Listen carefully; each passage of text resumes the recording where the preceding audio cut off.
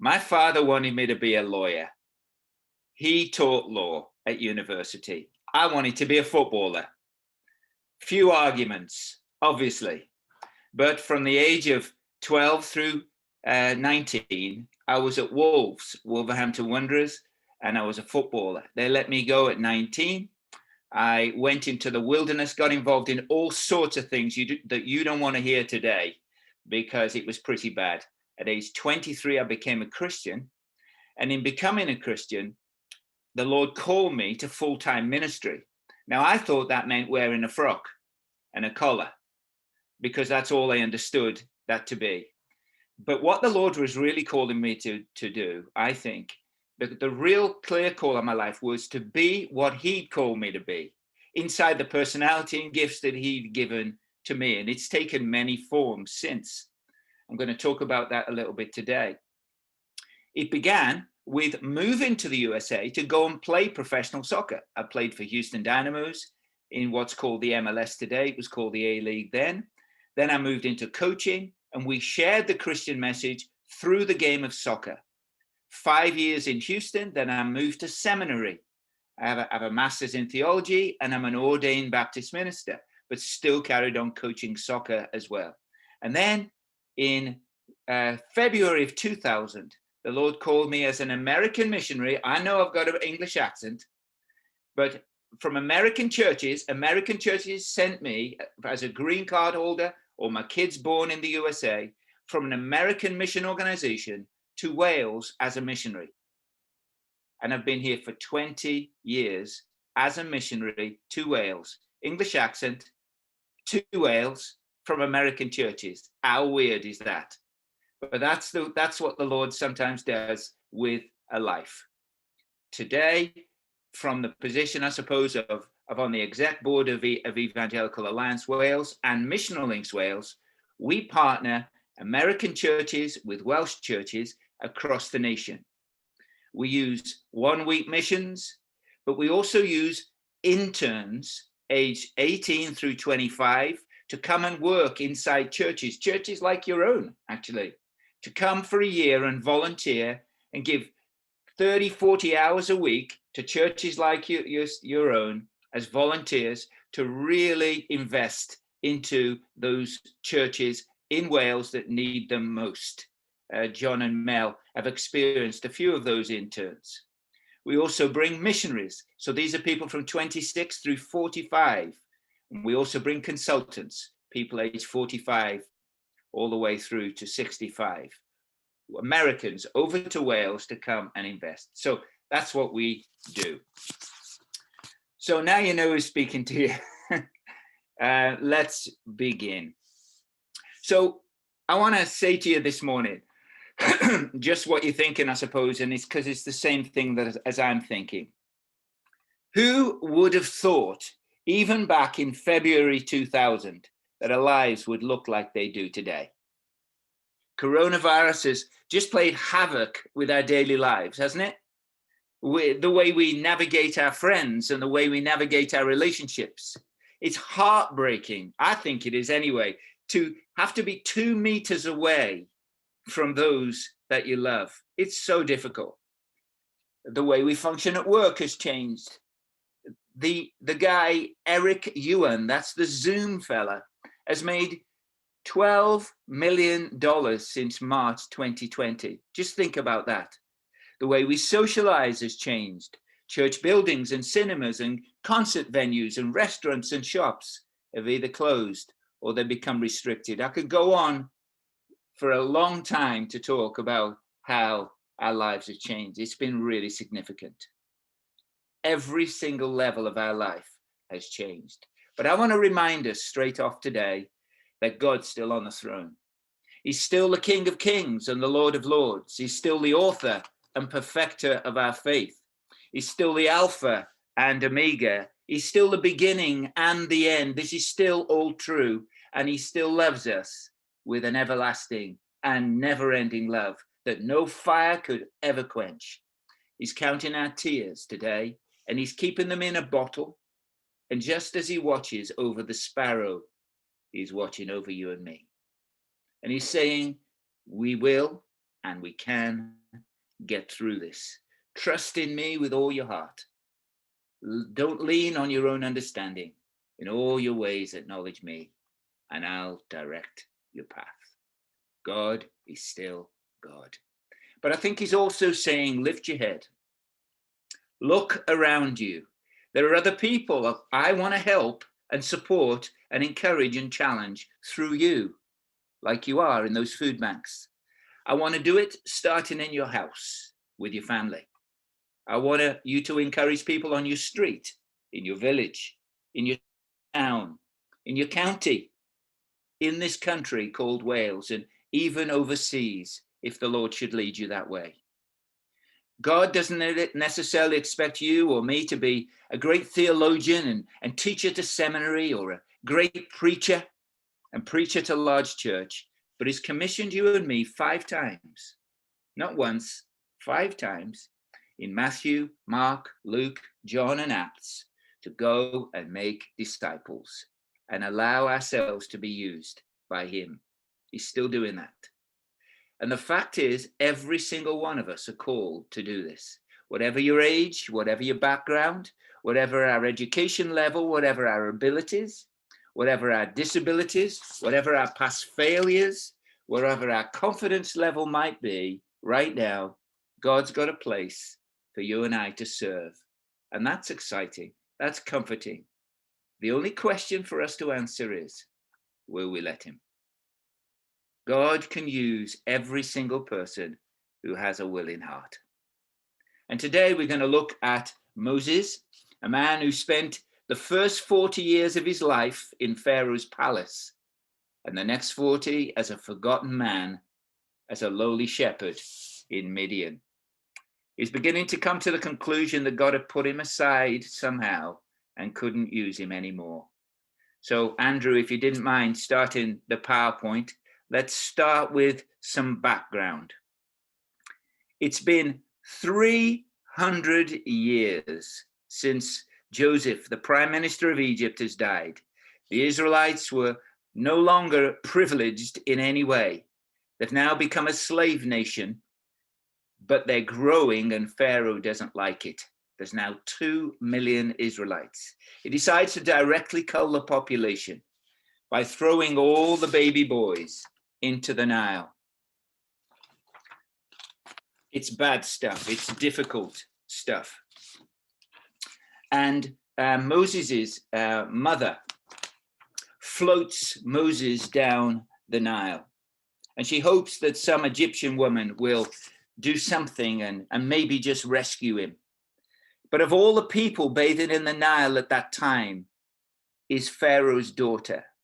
And she sees the container and she opens up the container and there's this tiny little Hebrew boy and she's smitten. Miriam, Moses' sister that's watching everything, quickly goes down and says, if you like the baby, I can find someone to wean him for you if you want to. And Miriam goes and gets his own mother to wean him. Moses means drawn out or saved from the water. And that's exactly what happened to him. Moses would have been privileged. He had a great education, schooled in Egyptian philosophy and also in religion, but he'd also been taught how to fight skillfully. And he uses that to bad effect later. Tradition tells us that his real mother would have been in his life. And you can just see it, can't you? Her whispering to him over and over again, I'm your real mother, and you're an Israelite. Never forget that. She would have taught him about Israel and about the true and mighty God. At 40 years old, Moses does something stupid. He kills an Egyptian who's beating up an Israelite. When Pharaoh finds out, he pledges to kill him, so Moses flees. And he escapes to Midian. He meets Jethro, who has 7 daughters, and he marries one called Zipporah. Significant, though, is their first child. They have a child, and he calls him Gershom, which means exile, because Moses is acutely aware that he's an exile in a strange land. And there we see him as a shepherd for 40 years until he's 80 years old. He'd gone from being a prince in the palace to now a shepherd in the field. His confidence and faith is low, And he's wondering, why would God ever want to use me? I'm a forgotten man. And we pick up the story after the Israelites had been crying out to God for a long period. God's heard their cry and he's about to act through all people, Moses. And he's tending his sheep and God appears in a flame inside a bush that didn't burn up. And God says to Moses, I want you to go to Pharaoh. And Moses tells him straight away, whoa, you don't want me? I'm not qualified for the task. I like what the Good News Bible says. Moses, he said in the next screen, that's it. Moses said to God, I am a nobody. How can I go to the king and bring the Israelites out of Egypt? But God reassures him. But as we begin to read, Moses isn't convinced. So let's read the passages. Exodus 4, 1 through 5, 10 through 15, and then 17, and we'll get the story. Then Moses answered the Lord, but suppose they, that's the Israelites and the Egyptians, will not listen to what I say. What shall I do if they say, you didn't appear to me? The Lord asked him, what do you have in your hand? A rod, he answered. The Lord said, throw it on the ground. When Moses threw it down, it turned into a snake, and he ran away from it. Then the Lord said to Moses, bend down and pick it up by the tail. So Moses bent down and caught it, and it became a rod again. The Lord said, do this to prove to them that the Lord appeared to you. Moses said, no, Lord, don't send me. I've never been a good speaker and haven't become one since you started talking to me. I'm a poor speaker, slow and hesitant. The Lord said to him, who gives man his mouth? Who makes him deaf or dumb? Who gives him sight or makes him blind? It is I, the Lord. Now go, I will help you speak, and I will tell you what to say. But Moses said, no, Lord, please send somebody else. The Lord was angry and said, you will be like God to Aaron, your brother, telling him what to say. I will help you both speak and tell both of you what to do.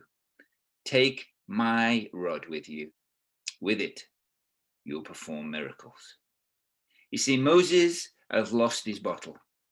He's a pessimist to the core. But it seems like the whole answer to the whole of Moses' future is somehow in the rod. Let's see, and let's look at that now. So in the next screen then, Moses' rod, just a piece of wood. You see, life has taken its toll on Moses. He had high hopes at the beginning. Maybe he's originally thought that in his first 40 years of life that God had used him somehow because of his unique upbringing, because he was in the palace, but of the Israelite people.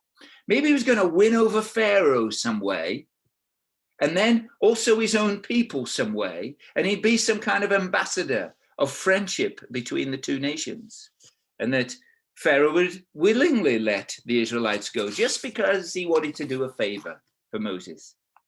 Of course, we don't know, but there's at least two issues for Moses here.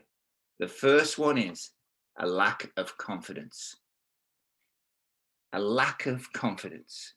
He spent 40 years now as a casual laborer, a shepherd of all things. The prince of Egypt, if you like, had fallen very low. He felt his gifts and abilities had wasted away. Moses believed that every day in that field was a reminder that he was a nobody and that no one was interested in what he said, especially not Pharaoh. Moses had lost his confidence, and that's really difficult. When we lose our confidence, I've been in that place. When we lose our confidence, it causes us to think negatively. You see, he believed that that rod in his hand was just a piece of wood, and it had never be anything else. But there's something deeper. There's a second thing that we need to be careful of, and that is a false humility. That's what Moses now had, as well as a lack of confidence. It's a good thing to be humble, but it's not a good thing to be falsely humble. You see, Moses had a great education, had excellent cultural and social understanding of both the Israelites and the Egyptians. He was passionate about justice for the Israelites, but most of all, he'd met God. At that burning bush, he knew that he'd met God. What an experience that he must have had. See, Moses was a blessed man. Moses had many gifts and abilities, and God had promised him that he was going to teach him what to say. The truth is that Moses wasn't denying that God had met with him. He knew God was real, and he knew God would do it. He just didn't want to be used by God. So he made excuses. This wasn't humility. This was false humility. The Jewish people have never bought Moses' false humility, never bought it. The martyr Stephen, hundreds of years later, would say this in Acts 7:22. Moses was educated in all the wisdom of the Egyptians and was powerful in speech and action. You see, Moses not only believed his rod was a piece of wood, he wanted it to stay that way. He wanted an easy life, and he didn't want to use his gifts for God. See, we all have confidence problems sometimes. It's hard because life gives us a good kicking, doesn't it, at times? We feel forgotten. We feel like things have turned out much worse than we thought they would, maybe in coronavirus. That's exacerbated as well. Sometimes we feel like Moses, a nobody, and we don't feel like we've got usable gifts. But when we use false humility as an excuse, that's a problem. I'm definitely susceptible to it. Maybe you are too. False humility, you see, is saying you can't do something when you know deep down that you can. It's using self-depreciation as an excuse to get out of something. It's lying about yourself. It's inverted pride, and it's therefore a sin. The Bible tells us to have a sober view of ourselves. It calls us to be realistic about our gifts and our abilities. And that if God wants us to do something, he'll equip us to do it no matter what. Someone once said that humility is like underwear. We should always have it on, but not let it show. False humility is like wearing your underwear on the outside of your clothes and then saying you're not wearing any. See, this might look good on Superman, but not good on you and on me. It's saying that something isn't true when you and I and everyone else knows it is. It's lying.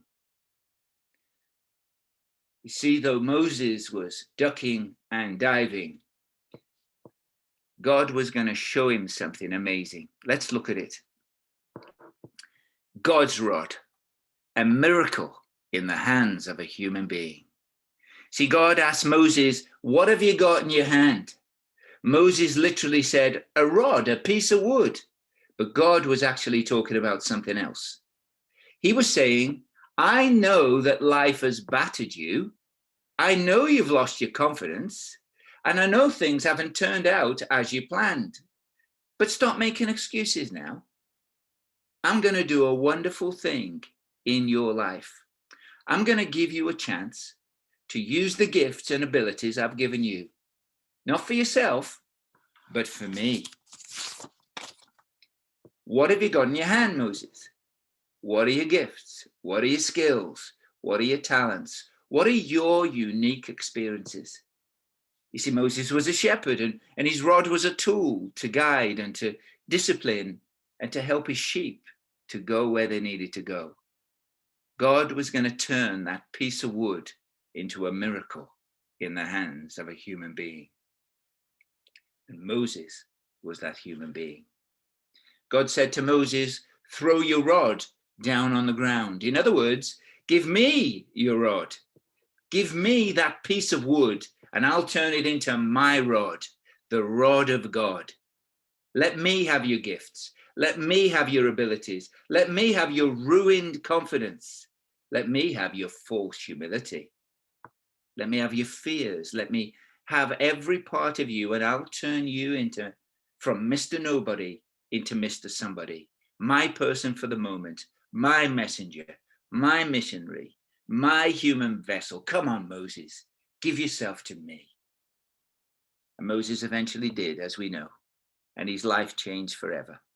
Notice what God said to Moses as he left him to go and confront Pharaoh. Next screen. Take my rod with you, for with it you'll perform miracles. The rod of God in Moses' obedience hand was used profoundly. Rivers turned to blood. Frogs, gnats, flies, hail, locusts appeared from nowhere, all with the raising of God's rod. The Red Sea parted. Water came out of the rock at Mount Sinai. The Amalekites were defeated as Moses held his rod, God's rod, high. God used Moses because he eventually stopped focusing on what he didn't have and gave God what he did have. And a piece of wood turned into a miracle in the hands of a human being. If you're a Christian today, if I'm a Christian, we've had an encounter with God at one point or another. We've believed that God is the one true God. We've believed that Jesus died and rose again for us. We've received the Spirit of God into our life. God lives in you and in me. He gave you every gift and every talent that you have. And he isn't asking you to do anything that he won't equip you to do. He's simply asking, what have you got in your hand? And some of us have time. Ask God how you can use it. Some of us have health. Use it to help those who aren't healthy. Some of us are good at being a friend and a listening counselor. Others are good at praying faithfully. Others are good with children or youth or with the elderly. Give God your gifts and your talents and your abilities. Don't sit on them. He'll anoint them. He'll do miracles with them. What have you got? What have I got in my hand?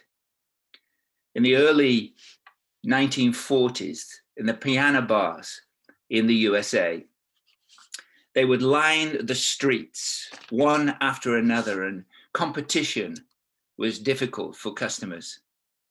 In Chicago especially, jazz was taking off, and a live pianist would play in the background as the people socialized and had fun. The bars would just be all over the place, and it would just be difficult, I suppose, to keep people there. In one particular street, some of the bars started to have pianists who would sing when they played, and this became very popular. You needed a piano player who could also sing. The story goes that in one particular bar, the owner was having trouble getting his talented pianist to sing. I write songs and I play songs, he would say, but I don't sing. As the evening went by, this bar began to empty as the people went to the piano playing and singing bars, and the owner became frustrated and angry. He said to the pianist, if you want to keep your job, you better sing a few of those songs that you've written, and you better do it tonight. The evening began, and after a few minutes of only playing from the pianist, the owner went over to the pianist and said, sing one of your songs right now, or you're fired. And you know, this is what happened. I love you for sentimental reasons. I hope you do believe me. I'll give you my heart. I love you and you alone were meant for me. Please give your loving heart to me and say we'll never part. Nat King Cole, look him up if you're under 40. He transformed music in his time. He was a Christian and the son of a Baptist minister in Alabama, and he'd been sitting on his gift. Maybe it was because of a lack of confidence. Maybe it was false humility. Either way, it was clear he had the voice of an angel, but he didn't want to use his obvious gift. What did he have in his hand? Well, he had a gift that would later thrill millions of people across the world. In the 40s and 50s and 60s, he sold millions and millions of records, and he became world-renowned and a much-loved entertainer. So on behalf of the Lord, I ask you for a final time. I ask myself for a final time. What have you got in your hand? Whatever it is, don't sit on it. Put it into the hands of God, as Moses did. And he'll turn our small gift into a massive gift. He'll turn just a piece of wood into the rod of God. Amen.